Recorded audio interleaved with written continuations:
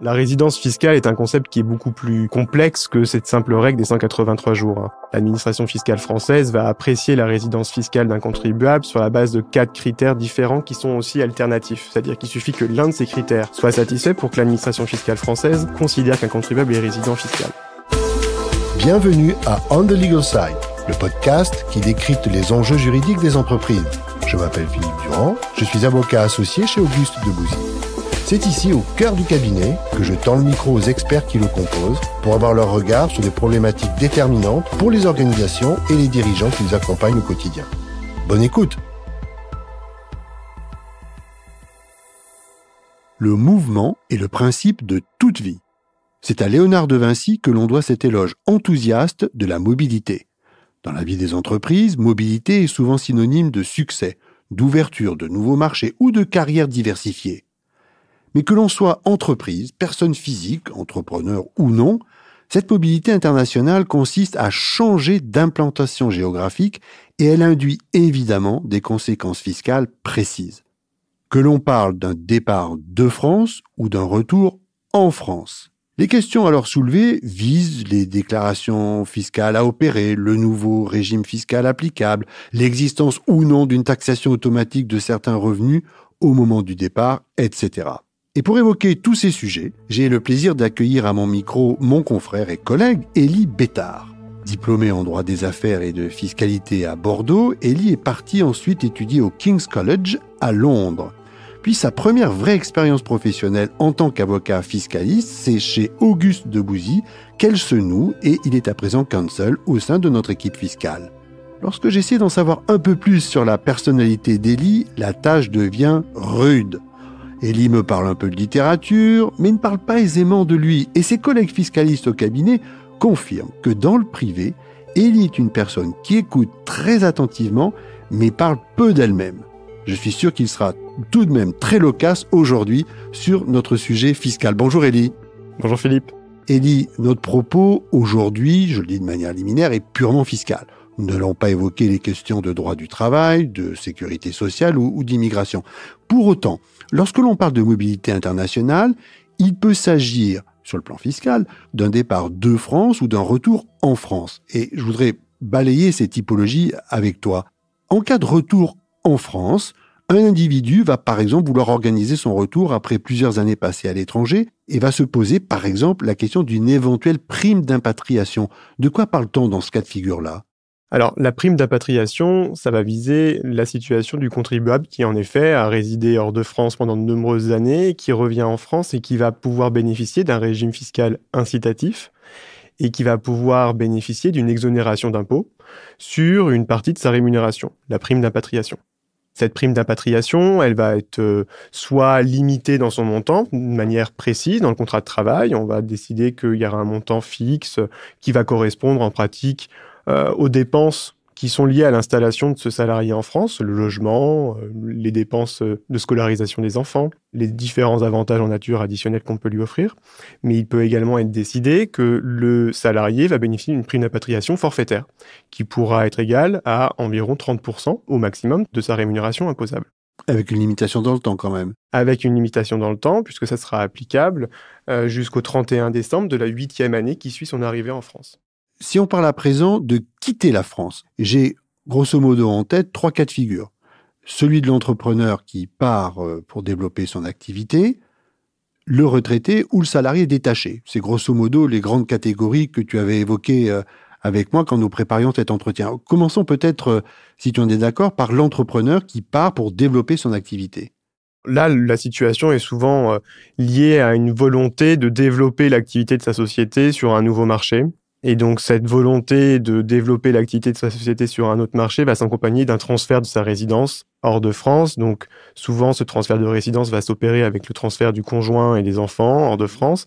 Donc là, c'est un schéma assez classique qui n'est pas sans soulever des considérations fiscales, puisqu'on a un dispositif en France qui s'appelle l'exit tax, qui va imposer à cet entrepreneur, si certaines conditions sont remplies, donc c'est-à-dire que s'il détient des participations majoritaires dans une société, ce qui sera majoritairement très souvent le cas lorsqu'il est entrepreneur, ou lorsque les participations qu'il détient sont d'une valeur supérieure à 800 000 €, il va devoir déposer une déclaration d'exit tax. Quel est l'objectif de cette déclaration d'exit tax? C'est de figer, déclarer le patrimoine, les plus-values latentes existantes au jour de son départ de France et permettre à l'État français d'imposer les plus-values qui existent au jour de son départ de France en cas de cession ultérieure des participations qu'il détient dans un délai soit de 2 ou de 5 ans en fonction de l'état du patrimoine du contribuable qui quitte la France. Et alors, par exemple, le retraité, c'est la deuxième typologie que j'avais en tête, va aussi se poser pour lui la question de l'exit tax. Exactement. Le retraité va également être soumis au dispositif d'exit tax. La différence importante entre le retraité et l'entrepreneur actif, c'est qu'il va falloir être beaucoup plus vigilant sur les critères de résidence fiscale, puisqu'on est dans une situation où, par principe, le retraité n'a plus d'activité professionnelle, et donc il va falloir être très vigilant sur la situation personnelle de ce contribuable, s'assurer que ce transfert de résidence n'est pas une fausse domiciliation hors de France, fictive, voilà. Et donc il va vraiment falloir changer de paradigme et changer ses habitudes. C'est-à-dire que la France, oui, on y reste attaché, mais si on souhaite véritablement réussir son transfert de résidence fiscale hors de France, il faut véritablement s'implanter durablement dans son nouveau pays d'accueil. C'est-à-dire, là, c'est nouer des contacts, développer une vie sociale locale, principalement céder sa résidence principale en France actuelle, pour vraiment commencer à couper les ponts avec la France. On peut toujours conserver des liens, bien sûr, mais véritablement s'assurer que on ne conserve pas ses habitudes antérieures et qu'on ne continue pas de venir en France aussi souvent qu'on l'aurait fait de manière classique. C'est intéressant, donc on sent que c'est l'expérience qui parle quand tu évoques ces sujets sur l'idée de couper les liens avec la mère patrie, avec la France. Alors, dans la dernière typologie que je voulais évoquer avec toi, il y a le salarié détaché, mais est-ce que l'exit tax est pertinent ou pas du tout? Sur le papier, non. Ça reste pertinent. Ça reste pertinent. En pratique, ça l'est beaucoup moins souvent. D'accord. Très bien. Tu sais que moi, j'aborde souvent la mobilité internationale, mais sous l'angle du droit du travail. Mais je suis sûr que, comme toi, je rencontre souvent une espèce de lieu commun que sont les fameux 183 jours passés à l'étranger, qui serait une sorte de totem qui déterminerait tout sur le plan fiscal. Je crois que là-dessus, tu voudrais peut-être tordre le cou à ce préjugé. Exactement. Alors, la résidence fiscale est un concept qui est beaucoup plus complexe que cette simple règle des 183 jours. L'administration fiscale française va apprécier la résidence fiscale d'un contribuable sur la base de 4 critères différents qui sont aussi alternatifs. C'est-à-dire qu'il suffit que l'un de ces critères soit satisfait pour que l'administration fiscale française considère qu'un contribuable est résident fiscal. On va s'intéresser tout d'abord au foyer, donc où est-ce que le contribuable séjourne de manière habituelle, où est-ce qu'il a le centre de ses intérêts familiaux. Donc on va s'attacher principalement au lieu où le conjoint, les enfants résident, là où les enfants sont scolarisés, où est-ce qu'on a notre vie affective en vérité. On va également avoir bien sûr le lieu du séjour principal, mais attention, on évoque toujours le sujet des 183 jours, mais on peut être également considéré comme résident fiscal français si on réside en France pour une durée qui est supérieure à la durée passée dans d'autres pays. Donc, si on est une personne qui voyage énormément et qui se déplace beaucoup, même si on a passé moins de 183 jours en France, mais que, apprécié de manière globale, c'est le pays dans lequel on est resté le plus longtemps dans l'année, on peut malgré tout être considéré comme résident fiscal. Et puis, on aura d'autres critères qui sont le lieu de l'exercice d'activité professionnelle. Il faut préciser à ce stade-là qu'on a une présomption d'exercice d'une activité professionnelle en France lorsqu'on est dirigeant d'une société avec un chiffre d'affaires supérieur à 250 millions. Ça ne concerne pas tout le monde, mais c'est une vraie présomption. Et puis, on va s'attacher également au centre des intérêts économiques. On va regarder où est-ce que les principaux investissements d'un contribuable ont été réalisés, où est-ce qu'il a le siège de ses affaires et l'état depuis lequel il gère ses affaires, ses activités. Donc il suffit que l'un de ces critères-là soit rempli, et donc on voit bien que le critère des 183 jours, c'est l'un des critères, bien sûr, utilisés par l'administration fiscale. Mais c'est pas le seul. Mais ce n'est pas le seul critère. Loin de là. Ouais.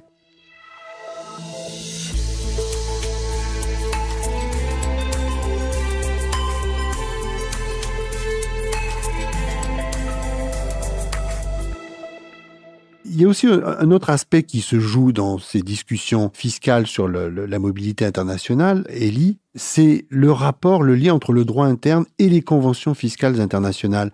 Est-ce que tu peux nous en dire un mot? Qu'est-ce qui se joue là, sur un plan pratique? En pratique, on peut se retrouver dans une situation où le contribuable a transféré sa résidence fiscale dans un autre pays. Cet autre pays peut avoir des critères qui lui sont propres et considérer qu'au regard de son droit interne, le contribuable est résident fiscal de son État. En même temps, on l'a évoqué tout à l'heure, en France, les critères de résidence sont différents, peuvent être différents. Et donc l'administration fiscale peut considérer que le contribuable, ce même contribuable, est également résident fiscal français. Donc il y a une espèce de lutte entre les deux États. On se retrouve dans une situation où on a ce qu'on appelle un conflit de résidence. C'est ça. Chaque État considère que le contribuable donné est résident de son État. Alors comment ça va se résoudre ? Eh bien justement, on a les conventions fiscales qui sont conclues entre les deux États qui vont permettre d'établir des règles visant justement à régler cette situation de conflit et identifier des critères qui cette fois-ci ne seront pas alternatifs mais successifs, c'est-à-dire qu'on va les descendre les uns après les autres. Et on va regarder, de manière assez classique dans les conventions qui suivent le modèle OCDE, on va aller regarder où est-ce que se situe le foyer d'habitation permanente du contribuable. La vraie différence, c'est qu'un foyer d'habitation permanent, contrairement à la notion de foyer, qui est très proche pourtant en termes de sémantique, en droit interne français, ça va être tout actif immobilier dont le contribuable est à disposition. Donc, il suffit qu'on ait une résidence secondaire en France et une résidence principale à l'étranger pour qu'on soit considéré comme ayant potentiellement un foyer d'habitation permanent, puisque j'en ai toujours la jouissance. Donc, ce critère-là, souvent, ne va pas permettre de régler ce conflit de résidence. Il faudra descendre un peu plus. C'est souvent, le second critère qui va permettre de régler cette situation, qui est le centre des intérêts vitaux. Et là, le centre des intérêts vitaux, c'est un critère qui est basé sur les faits, sur la famille, les enfants, les amis, la vie sociale, la scolarisation des enfants, exactement, la participation à la vie locale, etc. Donc c'est vraiment quelque chose qui va être très casuistique et qui ne peut pas s'anticiper véritablement en amont, mais pour lequel il faut que chaque contribuable décide d'être acteur de son projet de vie et de son installation hors de France, pour que ce critère-là puisse jouer et faire en sorte que la résidence fiscale ne soit pas attribuée à la France, mais à l'État dans lequel le contribuable a décidé de s'installer. Donc les conventions fiscales doivent souvent être examinées dans ta pratique, ça c'est clair. Mais je voudrais terminer notre discussion, Élie, par les recommandations pratiques qui te viendraient à l'esprit et que tu souhaiterais donner ou que tu pourrais donner spontanément à un client qui, peut-être par anticipation, et qui envisagerait un départ de France ou un retour en France. Alors tout d'abord, on peut souvent être consulté pour des départs de France qui sont principalement liés à des considérations fiscales. On va nous indiquer que le montant des impôts en France étant tel, on souhaite quitter la France, établir dans un pays avec une fiscalité plus légère. Il existe à cet égard des dispositifs dans de nombreux pays européens avec des régimes de forfait. On pense à l'Italie, on pense à la Suisse, à la Grèce, au Portugal, avec également un régime des non-résidents habituels. Mais le transfert de résidence fiscale hors de France ne peut pas être exclusivement guidé par des considérations fiscales. On l'a évoqué avant. Ouais. Les critères sont tels qu'il faut véritablement que cette décision de transférer sa résidence fiscale s'accompagne véritablement d'un projet de vie. Un projet de vie familial, et puis un mode d'organisation différent. Et sur ces aspects-là, ça va être éventuellement plus simple pour un entrepreneur, pour une personne qui est encore en activité et qui a des enfants qui peuvent les suivre, puisque on voit très bien, c'est assez simple, on peut partir avec les enfants, c'est une expérience qui peut être enrichissante pour eux, pour nous, c'est assez simple à gérer. Là où ça va être plus compliqué à gérer, c'est quand on va être face à des contribuables qui sont des contribuables retraités. On va quand même laisser très souvent une famille en France et donc derrière soi et on va toujours quand même souhaiter pouvoir venir les voir régulièrement et conserver un lien et ne pas couper le fameux pont que tu évoquais tout à l'heure. Exactement. Et donc là, c'est toujours la difficulté, c'est de se dire il faut que vous partiez de France de manière définitive. Donc, vous vous implantez de manière durable hors de France. Bien sûr, vous pourrez toujours continuer à aller voir vos petits-enfants, vos enfants, mais vous ne pourrez pas être aussi disponible que vous l'étiez potentiellement auparavant. Ce que tu dis aussi en filigrane, c'est qu'il faut anticiper les choses, en fait. Il faut anticiper. L'anticipation, c'est le maître mot. Merci beaucoup, Élie, d'être venu à mon micro aujourd'hui pour partager avec moi ton expérience et ton expertise fiscale en matière de mobilité internationale. Ces questions fiscales nécessitent un examen au cas par cas pour tenir compte de chaque paramètre. Situation personnelle ou professionnelle spécifique, situation de départ ou de retour, le patrimoine de la personne concernée, ses motivations professionnelles et ou patrimoniales, les pays et les conventions fiscales concernées. Et avec, comme souvent en matière juridique et fiscale, un maître mot à la clé, anticiper.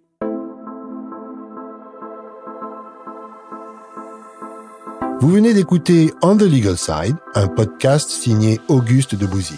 Un grand merci pour votre écoute. Pour être notifié des prochains épisodes, n'hésitez pas à vous abonner depuis votre plateforme préférée. Pour découvrir le cabinet, ses équipes et ses actualités, rendez-vous sur le site www.auguste-6debouzy.com ou dans la description de cet épisode. Cette série audio a été conçue, écrite et réalisée en collaboration avec Aparté Studio et le Son de l'encre. À bientôt.